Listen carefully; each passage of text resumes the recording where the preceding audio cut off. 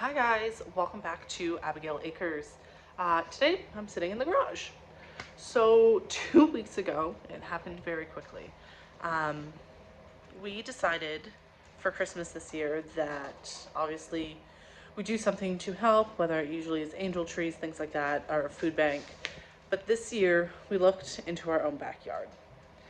And when we moved here, there was a colony of cats. And I couldn't tell you how many we trapped and rehomed.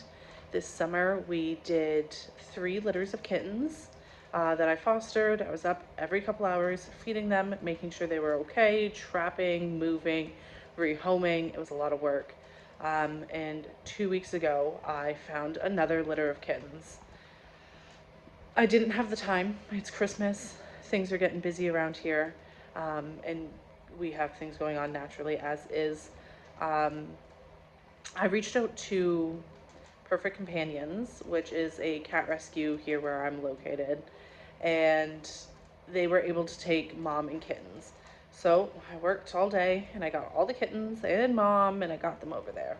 So when I was talking to the woman that runs this rescue, she said she had some TNR appointments coming up, and I jumped right on it. So I started trapping the cats. And I was like, what am I going to do with these cats? Um, I know they're going to go straight to getting neutered and released. I don't love the idea of domesticated animals outside in the winter. It's sad. I've been watching it for the last year. I watched it with a dog across the street that was not a livestock dog that last year had to endure a whole winter tied to a tree. Those neighbors gone, I saved the dog, carry on. But this is where that cat colony started. And it's just sad. So we started trapping, and 4 of them got fixed. I have to work on getting the fifth one's a TNR appointment for that one. And anyone else we catch, the traps are set. Um, I'm going to go around though and show you guys what we've done so far with the garage um, and who we have living in here. The garage still needs work. It's not done yet, but it was spare the moment. They needed somewhere to heal, recover. And then while I train them that this is home now. All cats were probably born in and around this property, and yeah, so they know the land well, but they've never had a home base. So I have them in here. They will be in here till the end of December now. Um, to hopefully I can then lock them up at nighttime. So then there's no more worry about predators, them playing in the road, anything like that. And then we're going to house them, heat them, feed them, and start our barn cat journey with feral stray cats. I figured this was the best way to do it. We did want to eventually get barn cats. Um, that this journey just started before we were ready. So I'm gonna flip my phone around and we'll start the introductions. So this here is Murder Mittens. Murder Mittens has all 4 paws. Murder Mittens I had never seen before until this fall. And she actually ran up to me when Dan was away. I was outside. It was like 5:30 in the morning. It was still dark out, and there was a bag stuck on his head. So I'd never been able to get near him before, but he came running right at me. I eventually wrestled it off him, and then he stuck around after that. So he was also fixed, and then their ear docked to kind of make a visual point that they have already been TNR'd. He's turned into a big, sweet, lovable little fluff. Here we have Shadow. Good morning. Shadow's still a kitten. Shadow was actually born here on the farm this year. I managed to rehome the rest of the litter. One of the neighbors took Shadow, and then Shadow ended up being an outside cat. So Shadow is next on my list for TNR.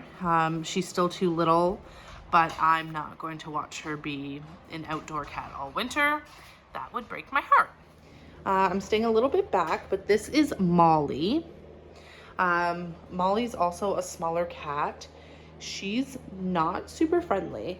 So she's gonna run at me when I come out with the wet food or I pick up the bag of treats. But I have not been able to like snuggle up and love on her like I have Shadow and Murder Mittens.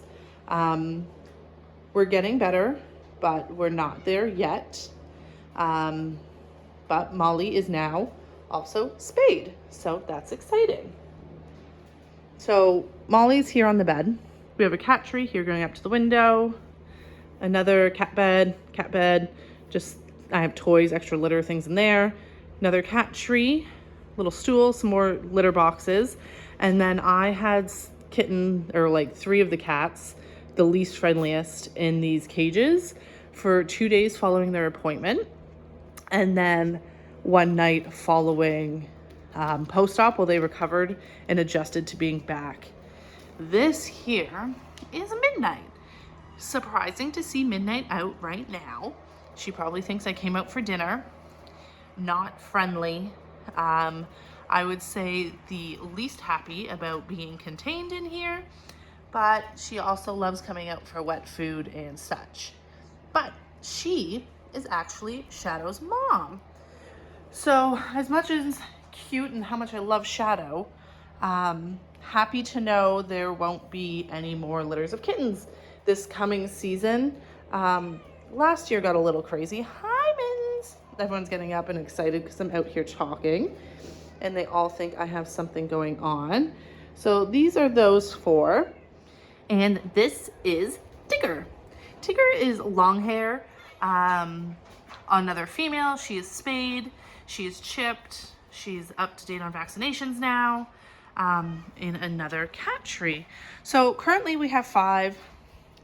The traps are set. Like I said, I have to finish cleaning the garage. I have another crate here. Throw some blankets in there.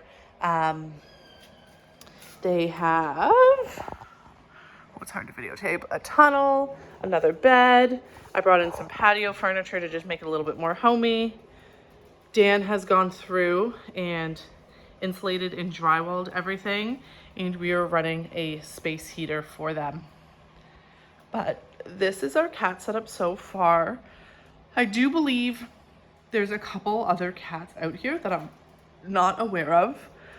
Mittens was our only male, and his age was only guesstimated at 6 months. So that means there's another male out there that was getting all these females pregnant all summer. So our job's not done yet, but we have started. So we made an Amazon wish list. I posted in our local groups. I talked to our local rescue. We actually ended up getting this white tree donated to us. Someone had sent it through Amazon, along with this black tube and the little blankets that are in here. We have a kindness counts group locally, and someone actually donated a cat tree their cat no longer uses. I was able to get a couple cat carriers, and the community came together wonderfully to help us start getting these guys set up. I am actually going to, for all this open space, I don't have throw rugs that I can just toss out here for them. I'm going to contact local rug places and see if they have any scraps they were going to get rid of. Anything like little pieces that wouldn't cost us much, just to get some more carpet on the floor, get their feet off the cold concrete, and that would be quite lovely and helpful. This way, I would like to run carpet up like one of the walls so they have something they can climb up. I'd also like to get a shelf in front of this window so they can sit easier, things like that.